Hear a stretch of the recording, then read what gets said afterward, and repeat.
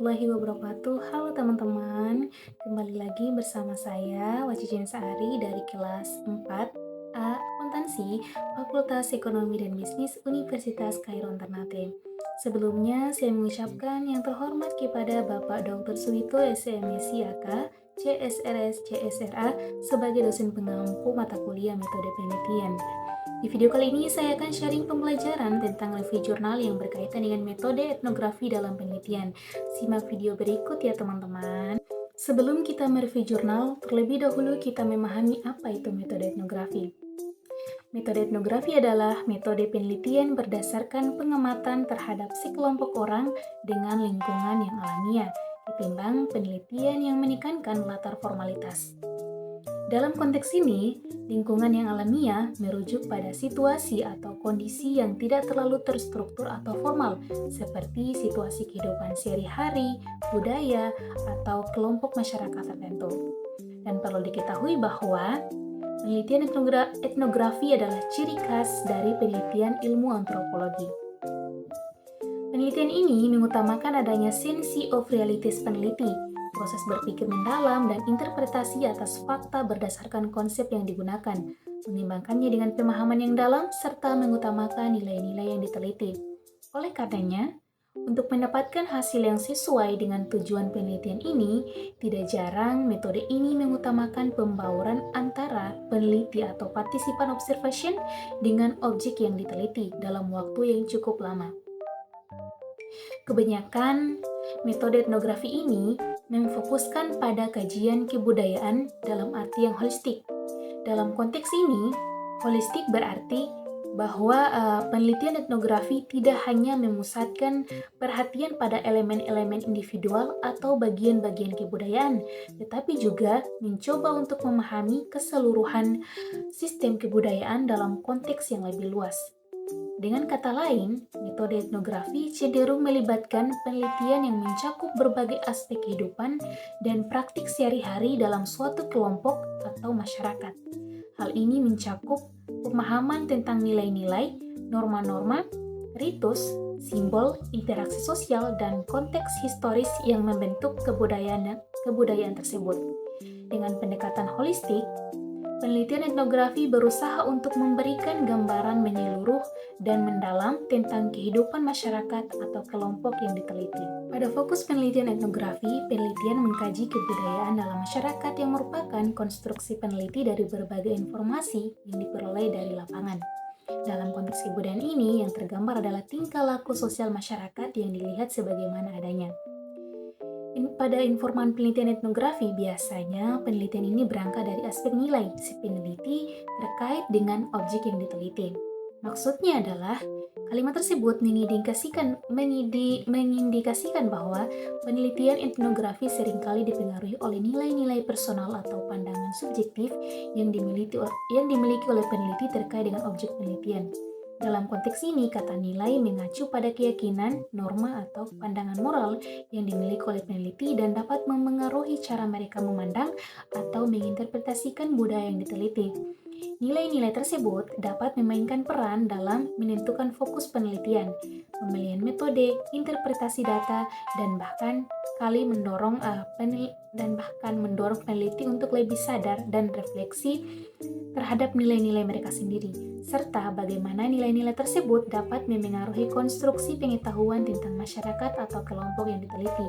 Namun, ada konsekuensinya adalah pada penentuan informan penelitian secara sengaja. Konsekuensi dari pengaruh nilai-nilai peneliti terhadap penelitian etnografi juga dapat tercermin dalam penentuan informan penelitian secara sengaja. Ketika peneliti memiliki nilai-nilai tertentu atau pandangan subjektif terkait dengan objek penelitian, hal ini dapat mempengaruhi pemilihan informan atau peserta penelitian yang dianggap relevan atau signifikan.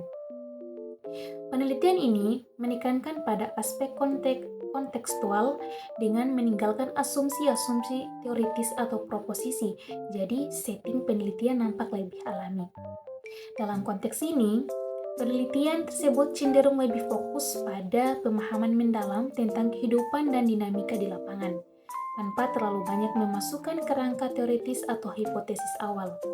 Dengan kaidah induktif-deduktif, Penelitian membangun konstruksi konsep atau proposisi dari pengamatan empirisnya berdasarkan tingkah laku sosial masyarakat yang diamatinya.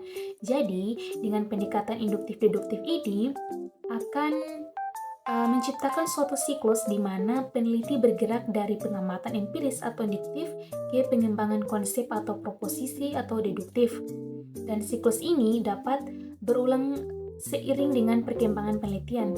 Pendekatan ini memungkinkan peneliti untuk memadukan kekayaan data empiris dengan kerangka teoritis yang lebih umum, menghasilkan pemahaman yang lebih mendalam dan kontekstual terhadap tingkah laku sosial masyarakat yang diteliti. Nah, kemudian pengumpulan data dalam metode etnografi ini dibagi menjadi dua. Yang pertama, participan observation, yang mencakup berbagai strategi di lapangan yang dilaksanakan secara simultan melalui analisis dokumen wawancara, informan, keterlibatan langsung, pengamatan, dan introspeksi. Tujuannya adalah untuk mengembangkan insider view terkait dengan apa yang sedang terjadi. Artinya, peneliti tidak hanya sekedar melihat, tapi juga merasakan kelompok-kelompok orang yang diamatinya. Pengumpulan data yang kedua yaitu observer participation. Kegiatan peneliti yang cenderung mengamati objek yang diteliti tanpa aktif terlibat dalam kegiatan kelompok orang yang diamati. Keterlibatan peneliti dalam kegiatan tidak menentukan aktivitas kelompok yang diamati. Nah, kemudian apa sih keterkaitan dengan jurnal yang saya review? Jadi jurnal yang saya review ini adalah jurnal yang saya temukan di website Google Scholar, di mana lokasi penelitiannya berada di Jawa Timur. Judul jurnalnya adalah Budaya Penggemar di Dunia Virtual, Studi Etnografi Virtual pada Penggemar NCT di Instagram. NCT adalah singkatan dari Neo Kultur Teknologi, sebuah grup vokal pria asal Korea Selatan yang dibentuk oleh Soul Man Entertainment yang diperkenalkan pada Januari 2016. Penelitian ini menggunakan metode penelitian kualitatif dengan pendekatan etnografi virtual yang mampu menelusuri bagaimana budaya secara virtual dan non-virtual dalam waktu bersamaan dan memberikan peluang untuk dapat melakukan analisis secara lebih dalam karena penulis menjadi bagian dari subjek yang diteliti dengan mengikuti aktivitas penggemar di dunia maya. Penulis juga berperan menjadi followers akun fanbase NCT Indonesia di media sosial Instagram. Dengan melalui etnografi virtual, penulis dapat melakukan penelitian mengenai komunitas secara lebih umum, tidak hanya individu-individu dari komunitas tertentu, tetapi juga beragam komunitas yang saling berkomunikasi. Dari banyaknya akun fanbase NCT Indonesia, penulis memutuskan menggunakan akun NCT Indonesia sebagai subjek penelitian. Yang dilihat dari bio pada akun fanbase NCT Indonesia bahwa mereka tersebut merupakan akun fanbase NCT pertama yang ada di Indonesia. Pemilihan akun tersebut juga berdasarkan jumlah pengikut dan unggahan terbanyak. Diketahui followers akun NCT Indonesia ini mencapai 24,4 ribu dan 159 ribu postingan. Penelitian ini memiliki fokus terhadap keseluruhan teks dan media yang diunggah penggemar pada akun fanbase NCT Indonesia ketika melangsungkan kebudayaan penggemar pada media sosial Instagram. Setelah itu, unit analisis pada penelitian ini yaitu memanfaatkan data sekunder yaitu wawancara dengan para NCTzen tambahan data untuk melakukan penelitian yang diperlukan ketika membutuhkan kebutuhan informasi. Ada dua teknik pengumpulan data yaitu exploring field sites yang mengobservasi terhadap akun fanbase NCT Indonesia dan melangsungkan wawancara secara offline dan online terhadap informan penelitian. Wawancara online dilakukan melalui fitur Instagram yaitu direct message. Dalam penelitian ini mendapatkan sebuah hasil terkait permasalahan dengan menggunakan metode etnografi virtual Christine Hein bahwa fanbase NCT Indonesia melakukan sebuah aktivitas respon dan unggahan. Budaya penggemar dunia virtual tersebut didapati 4 bidang fandom di internet yaitu komunikasi, kreativitas, pengetahuan, dan organisasi atau kekuatan sipil. Pada konteks komunikasi yang dijalankan oleh fandom NCTzen yaitu dengan menggunakan salah satu media sosial, muncullah identitas yang digunakan adalah identitas virtual. Layaknya pada media sosial Instagram, identitas virtual dengan menggunakan adalah name, username, profile picture, dan bio.